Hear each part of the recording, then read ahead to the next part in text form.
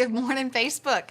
And Get Inspired, Michiana. I'm Diane Bennett, and our guest for Friday Morning Life Inspired today is Julie Cotton. Mm-hmm. Thank you, Julie, for coming. Thanks. I'm glad to be here. Absolutely. Julie's company is Next Level Improv, and she came here from Florida, but she's originally from Arizona. Yes.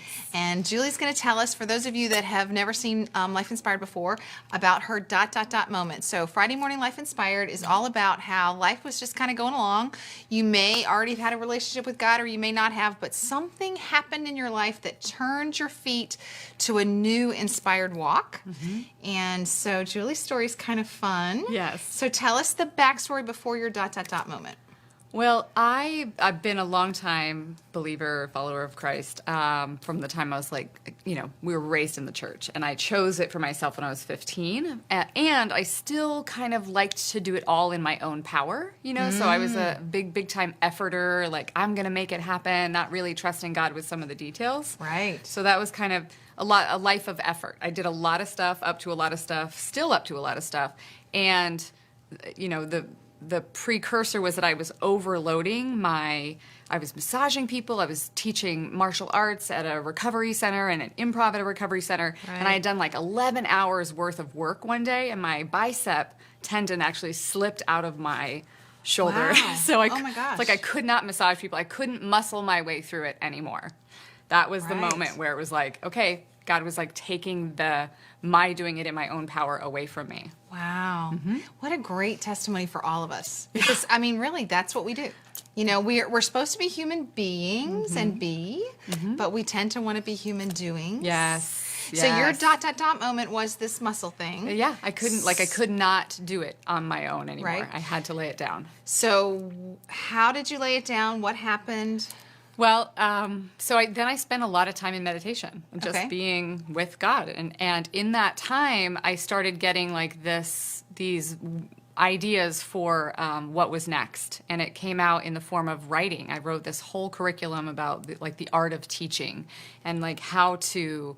And then I moved out to Chicago for the summer, did improv, and I he held me through that whole period of time. Something that I would not have planned came through me because I was willing to stop doing it the way that I always knew to do it. And even like when I went to Chicago, I had no idea I was going to make money because I'm used to making money doing massages and martial arts and stuff. So it's like, well, I don't know how I'm going to pay for this summer of improv, God, but you do. So I ended up getting into a car accident while I was on my way to a client, and it like slammed into the back, so I couldn't even open the car door to get my massage table out. Turns out the car was totaled for the exact amount of what I needed to get through the summer. Wow. So I was like, okay, I get it. I understand. I don't need money. I just need you. Fine. Wow. I'll stop trying to do it by myself. Yeah. Right. So it was a process of like, okay, God's like, well, I'll take it away. Well, okay, I'll take it away again. And he just kept holding me through all of that. Yeah. Yeah. That's awesome. I love to watch him work. Yes. So what does an inspired life look like? How do you stay connected? How do you get your inspiration daily? Yeah. Well, it's every morning waking up and giving the day over to him. I jump out of bed and I'm like, today's going to be a great day, full of love and joy and inspiration. And so I'll sit down and meditate. I might read or listen to, audio or songs or whatever. But I give the first 2 to 3 hours of the day. Wow, that's longer than most people will do. Yeah. Well, I'm up, like I create my life. So I'm scheduling it according to what I want my life to look like. And it's like, this is what I need in order to function in a way that is in alignment. And you need that much time. Yeah, and some days it's only an hour, or whatever. Like it'll be 20 minutes of this, 20 minutes of this, 20 minutes of this. But it's like, how can I set myself up to win today? Right. In this moment. Now, so your business, I know you do massages and stuff like that. You also do like the corporate trainings and things like that with Next Level Improv. You meet a lot of people. I do. Different people connect with God in different ways. Yes. What are some of the ways that you've seen different people? What are some, there's a whole bunch of people watching. Yeah. What are some ways that they can try and tap into, what's God trying to speak to me? How do I just be a human being? Yeah. What have you seen? Oh, that's great. I mean, so many things. And I tend to attract people that are willing to have the conversation, because people are coming to me in pain.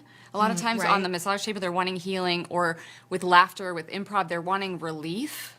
So it's like, well, here, let me be an interruption, I always think I'm on divine appointment. So it's like, you've brought me into your life, or God has brought us together in this moment so that we can have this conversation. Right. So it's always an opening, and I'll ask permission, be like, can I offer some insight or another perspective? Or, so it's really just about being present with their inner wisdom, higher self, Holy Spirit, right? And be like, I'm dialoguing, my holy self, higher self is dialoguing with yours. And the words always show up in accordance with what's needed. It's almost like with improv, it's, how do I make my scene partner look amazing? I love that. You say that all the time. Yeah. I take her improv class, guys. So anyway, you always say that. How do I make my scene partner look amazing? And part of it is speaking into their listening. So if they're not a believer yet, or if they, if they have a different kind of a background, I'm trusting that the Holy Spirit is guiding my words all the time. Or sometimes it's not saying anything. It's just being silent in a healing room and letting the ministry come through touch. Massage. Yeah. And it's like, I can't get it wrong. Right. And I'll never get it done. And I Right. just keep developing and building relationships. I love that you say that a lot too. You never get it wrong, and I love that. I know we just had a conversation in our team meeting this week, or maybe it was last week, about when you have children, if your child came to you and brought you a very gluey, drippy, messy Valentine card, you would not gross. You would joy in that. You'd be so delighted, and so many times we think what we're doing is, why would God have any time for me? He delights that you brought him your gluey, drippy, messy Valentine card. Yep. So I love think that. we're always doing the best we can given the consciousness we're at in the moment. Right. And back to improv, it's like say yes and more can come through.